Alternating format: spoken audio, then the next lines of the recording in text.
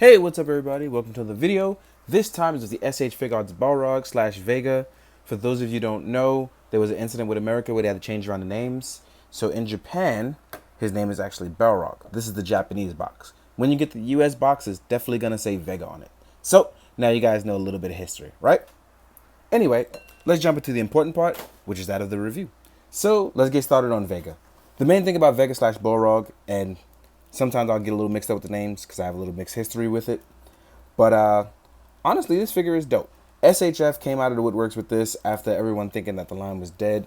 So it was really good to be able to see this figure, know that it was coming out. And then as this guy actually released in Japan, they just announced Vega, aka M. Bison, for us in the US. So it's really cool that we're actually getting more and more of these guys. I'm glad the line isn't dead because honestly, these figures continue to get better and better. As you can see with the look of him, it just looks absolutely stunning standing up. So let's jump into that articulation, the thing we like most. Well, that I like most. Now, the head can look up, it can look down, can tilt left and right. He is actually chock full of expression when it turns to come and turning his head. And the reason why that is, and part of the reason why it's really cool is, the back of his head is actually sectioned off into two pieces of hair, one with the ponytail and one with the actual long set of hair. So this can fly up and down while the ponytail can actually maneuver on a ball joint. So even though this looks weird, it's nice to see it flow a little. So for action shots, it'll look absolutely great.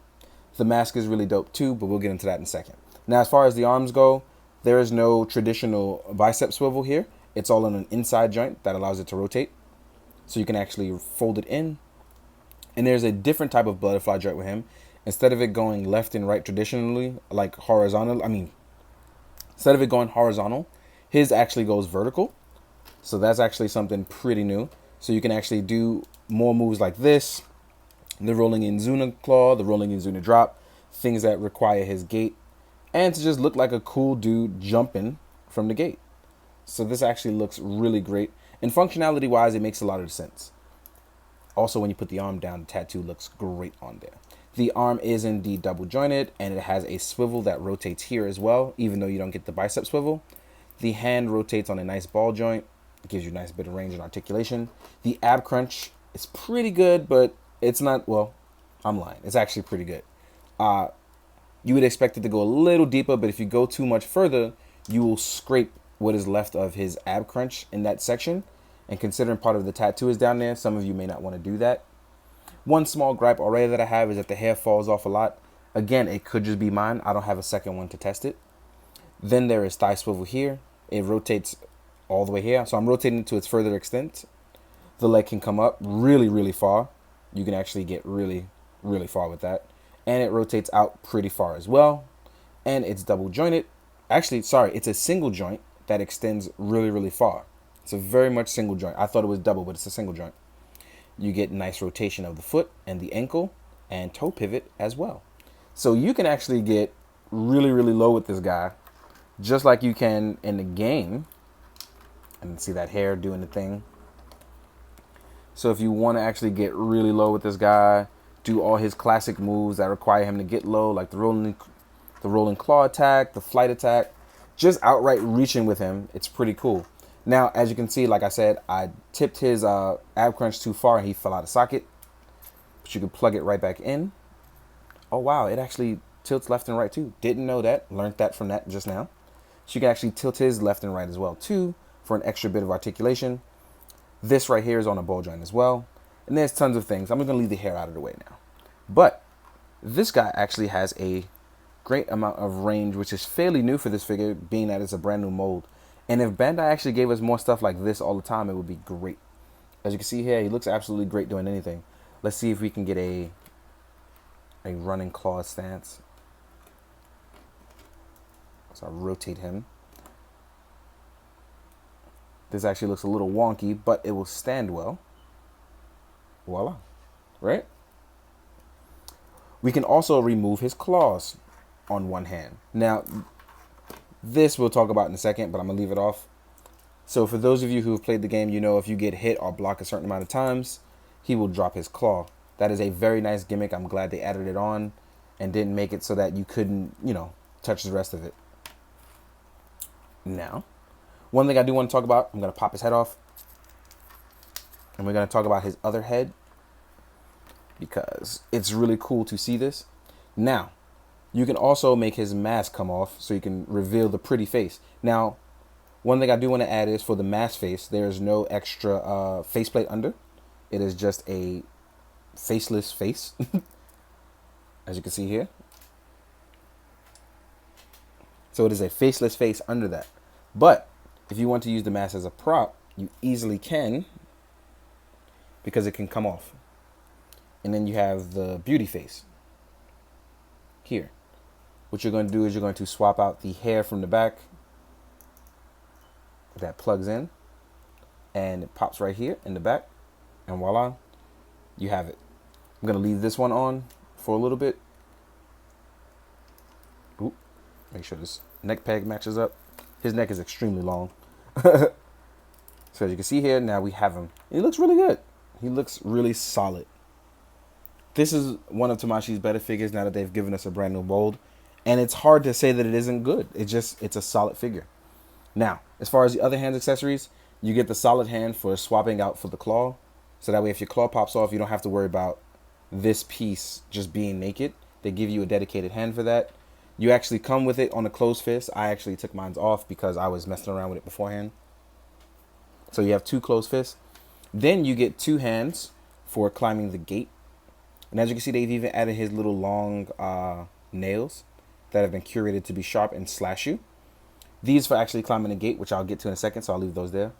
And then you get 2 dedicated hands for looking the open action palm. The only thing you don't get is a rose. As you can see, there's a hand there for that as well. So there's 2 of each. Now, for the gate, which I'm going to slide in over here, we can actually put them up on the gate. But I chose to do mine vertically. You can actually choose to do it sideways. Oop. Stay up. There we go. You can actually build it sideways as well. So that means if you actually buy more of him, you can actually get more of a gate, build a whole gate diorama. And as you can see, the hands by the 2 fingers latch on wherever you want. And this is actually where the vertical butterfly joint actually comes in handy for him when climbing the gate. So keep that in mind. The gate is actually a very nice addition. I didn't think they would actually add that. So this figure is dope. It's hard to call it out on any flaws in general other than not coming with the rose. Because overall, they've done a great job on this figure. I don't think there's anything bad that I can honestly say about it or anything that I don't like. They've done a great job of just handling Vega / Balrog really well. With that being said, we're going to jump into size comparisons because that's what people like. If you have any Soda figures, the only one I actually still owned is Balrog / Mike Bison. And these two actually look good together. I think that Vega should be a little taller, but I could be wrong. I'm going by the bunch of different mixed continuities, which is the comic book and the video game and the animated movies, which there have been a ton of. Here he is, though, however, next to the SHF Ryu. And I think that he's much taller than him, so that's actually perfect. And the one thing I definitely want to compare these two, because I definitely want to do a photo of it, is Vega versus Chun-Li, which is going to be the iconic thing from the animated movie that we've all seen. So I definitely got to do that scene at least once. It's repped in my DNA at this point. So yeah. So as you can see, he's a very nice height. He has a very nice build, and he looked good next to other Street Fighter stuff. When you compare him to the Storm Collectible stuff, like the Storm Collectibles Vega / M. Bison, or the Storm Collectibles Scorpion, he doesn't look too bad next to these guys. Build-wise, he's a little smaller, but size-wise, he actually looks a little bit closer to these guys. So that's nice to have. Here he is next to a Mezco Batman. And as you can see, he's actually taller than a Mezco Batman. So that's actually one of the bigger Bandai figures. So it's good. It's good height-wise. Excuse me.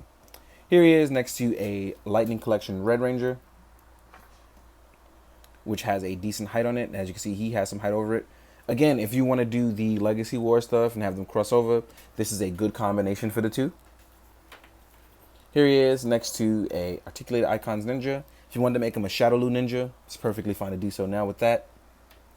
Here he is next to a Marvel Legends Spider-Man. Really nice. Here he is next to another Storm Collectibles Ryu. And as far as bigger figures go, let's just throw Guile in there. Voila. Right? Gal may be a little bit too big for this guy. And here he is next to a random SHF, which is Giri Giri Chambara, laser level 3, and voila. All in all, I think the figure is dope. There are pretty much no flaws in it for me. I know some people may not like the whole vertical swivel butterfly and the no bicep swivel. That does not bother me at all, considering what this guy can do. He's amazing. But if you don't like it, you obviously don't have to buy it. In the meantime, I hope you guys enjoy it. Hope you found it informative. Most of all, I hope you guys do good, be good. Drink your water, guys. Later.